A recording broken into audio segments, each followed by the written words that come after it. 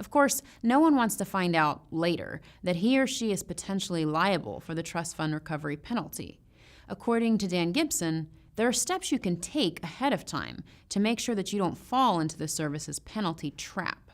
I think number one, most important is, and this is a free plug for the payroll companies that are out there, is that if you're not already set up on some sort of an outside service, you should be. You should get yourself set up with a payroll service as soon as possible.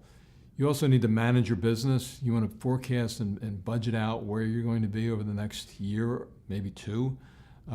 If you're forecasting any sort of a downturn, you want to really address your payroll expenses at that point, because if you can't pay your payroll, your business model is probably not working.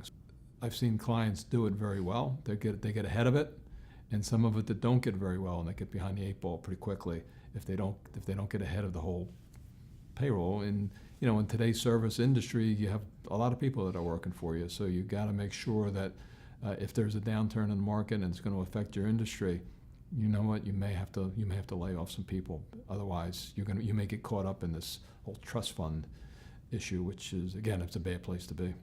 I talked about getting the payroll companies involved and get yourself set up on a payroll service, but it doesn't relieve you or the company of the obligation to make sure that those third parties are actually doing their work. You may want to do things, and this may be going a little bit further than some folks may want to go, but you may want to get transcripts from the IRS on the business's Form 941s, and you want to see those deposits being made.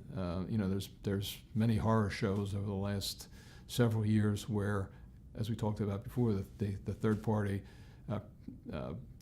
providers would not, for whatever reason, weren't paying the taxes, and in a lot of cases, the IRS didn't care that it was an outside provider. They still held the business to be responsible for those trust funds.